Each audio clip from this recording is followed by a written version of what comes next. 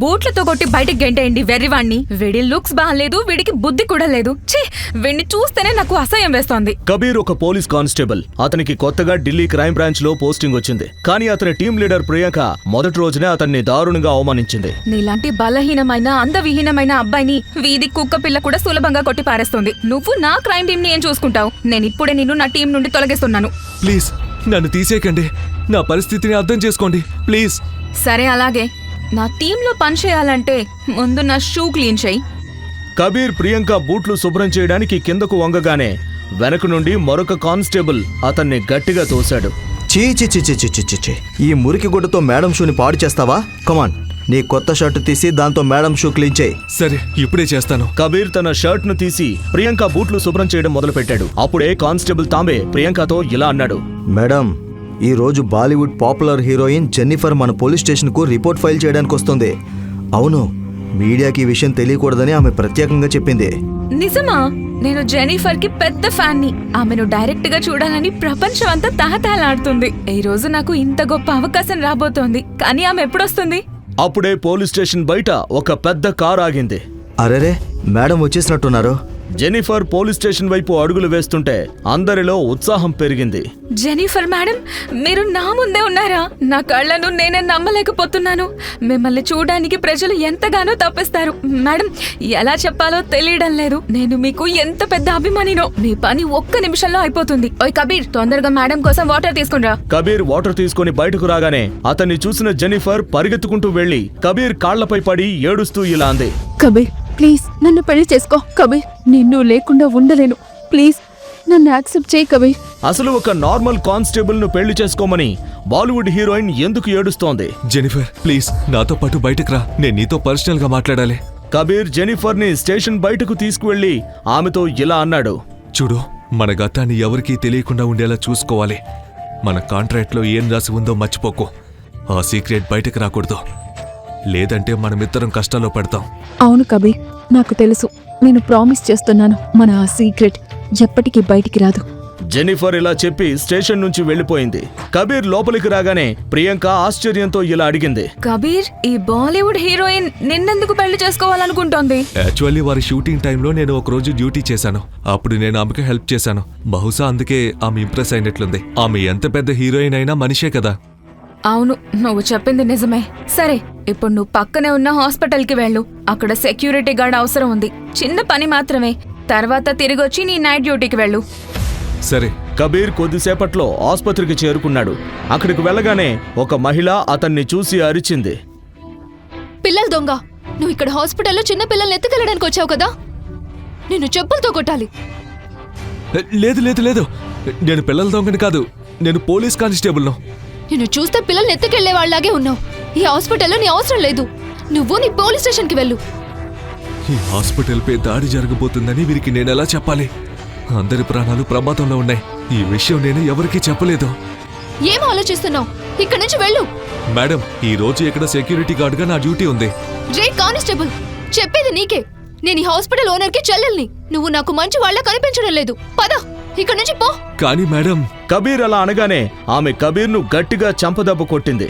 నువ్వు ఇప్పుడు ఒక్క మాట మాట్లాడినా నిజంగా చెప్పు దెబ్బలు తింటావు. సైలెంట్ గా ఇక్కడి నుంచి వెళ్ళిపో. కానీ అప్పుడే అక్కడ పెద్ద బాంబు పేలిన శబ్దం వినిపించింది. హాస్పిటల్లోకి రౌడీలు చొరబడ్డారు. ఒక రౌడీ ఆ మహిళను పట్టుకుని ఆమె తలకు గన్ గురిపెట్టి ఇలా అన్నాడు. ఇప్పుడు బాంబు దూరంలో పేలింది. ఇది కేవలం ట్రైలర్ మాత్రమే. నేను హాస్పిటల్లో కూడా ఒక బాంబు పెట్టాను. ప్రధాని ఇక్కడికి వచ్చి నన్ను క్షమాపణ అడగకపోతే నేను ఒక్క బటన్ నొక్కి ఈ ప్రాంతాన్ని పూర్తిగా నాశనం చేస్తాను. ప్లీజ్, ఎవరైనా నాకు హెల్ప్ చేయండి. ఈ రౌడీల నుండి నన్ను కాపాడండి.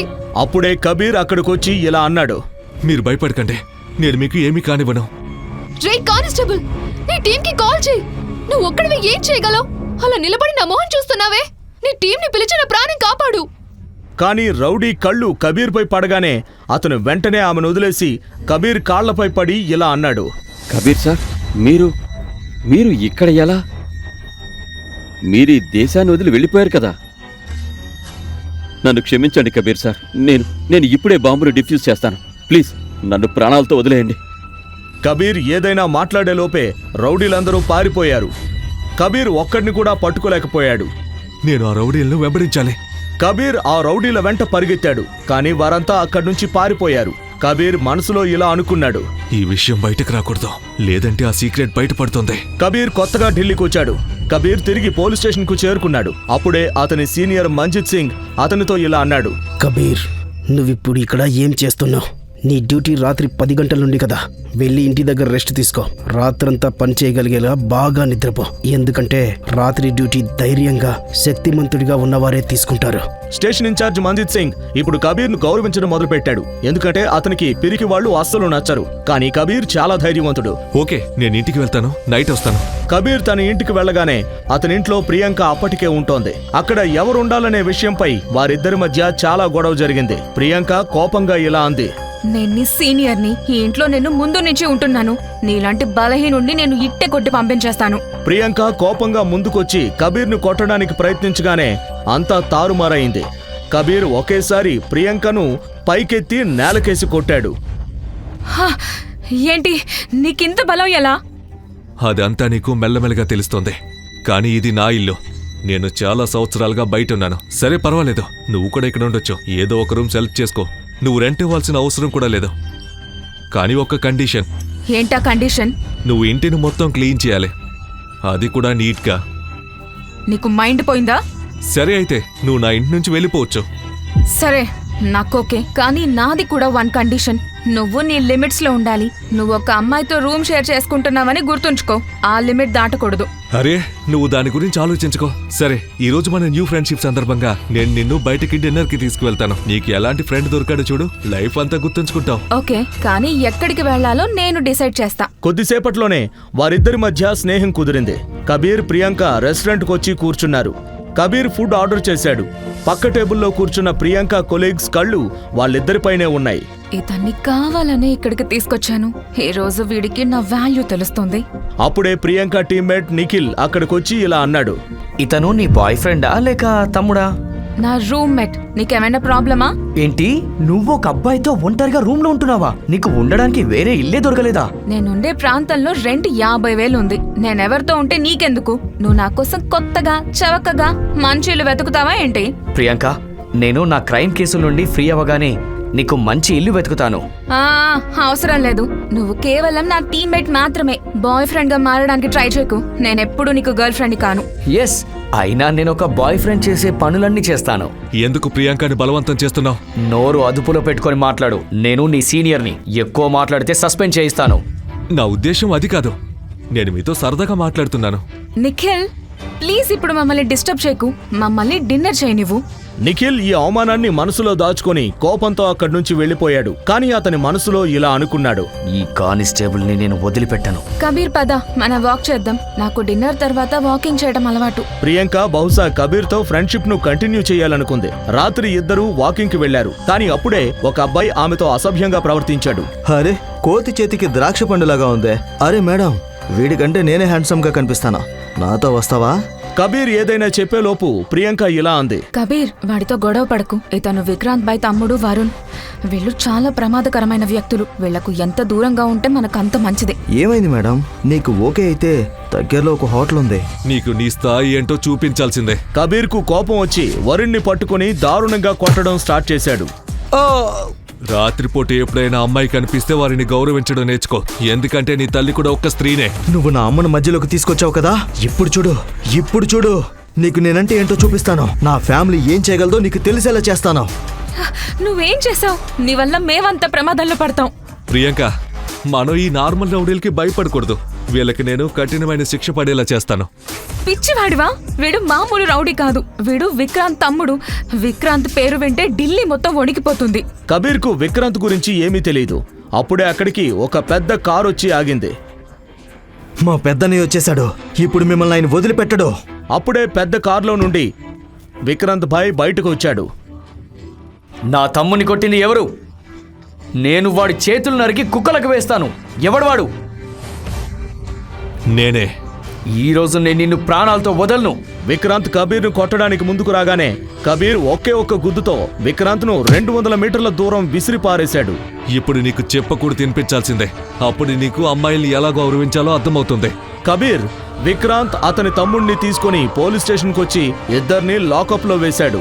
అమ్మాయిపై వేధింపులు మరియు పోలీసులతో అసభ్యంగా ప్రవర్తించిన కేసులో నేను మీ ఇద్దరిని ఎక్కువ కాలం లోపలుంచుతాను. కఠినమైన శిక్ష పడేలా చేస్తాను. ఈ విషయం మా నాన్నగారికి తెలిస్తే ఆయన ముందు దేశ ప్రధాని కూడా వంగి మాట్లాడతాడు. ఆయన మీ అందరినీ వదలరు. పోలీస్ స్టేషన్లో అందరూ భయపడిపోయారు. ఎందుకంటే కబీర్ చాలా ప్రమాదకరమైన వ్యక్తులతో పెట్టుకున్నాడు. స్టేషన్ హెడ్ మంజిత్ ఇలా అన్నాడు, కబీర్ చూడు, ఇంకా టైం ఉంది. ఆలోచించి నిర్ణయం తీసుకో. నీ దగ్గర బలమైన ఆధారాలు లేకపోతే విక్రాంత్ తండ్రి మనలో ఎవరిని వదలరు. మంజిత్ సార్, ఈ రౌడీలకు అందరూ ఎందుకు ఎంత భయపడుతున్నారు? వీళ్ళు మామూలు రౌడీలు. అవును, ఈ విక్రాంత్ తండ్రి కూడా రౌడీనే కదా. మనం పోలీసులు, మనం వీళ్ళకి భయపడకూడదు. సార్, కబీర్ చెప్పింది నిజమే. మనం కూడా రౌడీలకు భయపడితే ప్రజలు సేఫ్గా ఎలా ఉండగలరు? కబీర్ ధైర్యానికి ప్రియాంక ఇంప్రెస్ అయింది. అంతేకాదు కబీర్కు సపోర్ట్ చేసింది. మీ అందరికీ తెలుసా విక్రాంత్ తండ్రి ఎవరో?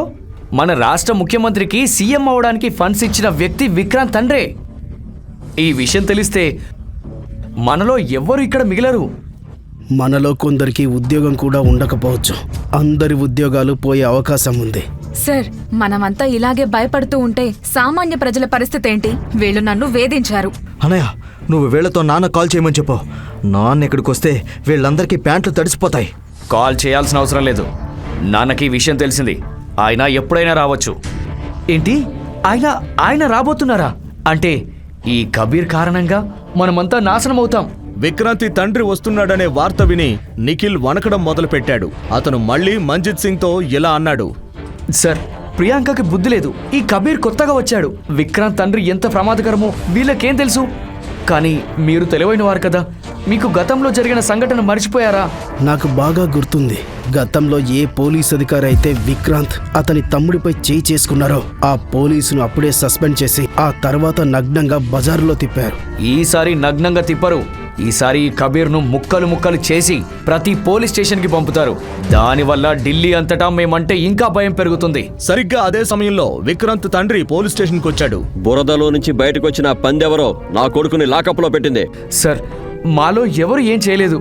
కొత్త కానిస్టేబుల్ వచ్చాడు, కబీర్ షెకావత్. ఇతను మీ కొడుకులను లోపల పెట్టాడు. మమ్మల్ని ఏం చేయదు సార్. ఏంటి? కబీర్ షెకావత్? అవును, నేనే వీళ్ళని లోపల వేసిందే. వీళ్ళకి బాగా బుద్ధి కూడా చెప్పాను.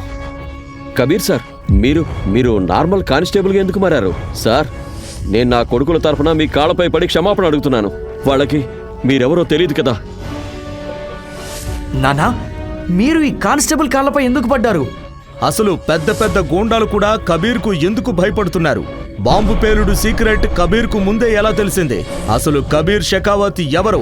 అన్ని సీక్రెట్లు ముందు ముందు తెలుస్తాయి. తరువాత కథ తెలుసుకోవడానికి తదుపరి ఎపిసోడ్ను పాకెట్ ఎఫ్ఎం యూట్యూబ్ ఛానల్లో మాత్రమే చూడండి. మరియు సీక్రెట్ ఫౌజీ అన్ని ఎపిసోడ్లు వినడానికి డిస్క్రిప్షన్లో ఇచ్చిన లింక్ పై క్లిక్ చేసి పాకెట్ ఎఫ్ఎం యాప్ను డౌన్లోడ్ చేసుకోండి.